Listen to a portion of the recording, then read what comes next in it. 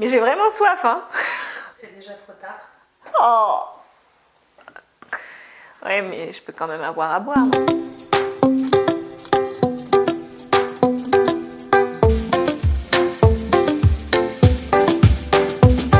Salut, c'est Servane TV et bienvenue sur Servane TV, l'espace où être entrepreneur de sa vie et de son business prend tout son sens.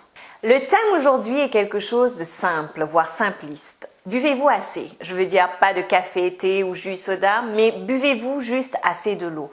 Juste de l'eau, souvent, en moyenne 1,5 litre d'eau par jour en dehors de toute autre boisson.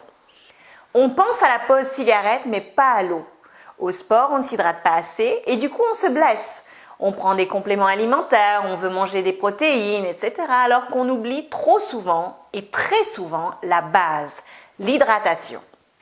J'ai vu des gens avoir mal à la tête et prendre des médicaments sans même réfléchir. C'est devenu machinal, alors que souvent le mal de tête est dû au manque d'hydratation et de respiration. Aussi, lorsque vous avez un mal quelconque ou du stress, avant de recourir aux médicaments à disposition, accordez-vous quelques heures, buvez de l'eau et faites quelques respirations profondes. Vous serez surpris du regain d'énergie que cela vous amènera. Alors, il faut savoir que lorsqu'on en vient à ressentir la soif, c'est qu'il est déjà trop tard. Votre corps est déjà déshydraté. Aussi, boire régulièrement, même sans soif, entre les repas est nécessaire. Et tant pis si vous avez rendez-vous avec Madame Pipi souvent. Buvez dès le réveil quelques verres d'eau à jeun. Ça vous laissera le temps d'éliminer avant de démarrer vos activités de la journée. Le maintien de l'hydratation se fait avec de l'eau, mais aussi avec ce que vous mangez. Plus vous mangez des légumes, de la verdure, plus vous maintenez votre corps hydraté. J'ai lu quelques recherches étonnantes sur les bienfaits de l'eau, aussi dans la réduction des maladies, notamment les travaux de ce médecin qui était prisonnier politique et qui a soigné plus de 3000 prisonniers avec la seule chose qu'il avait à sa disposition alors, l'eau.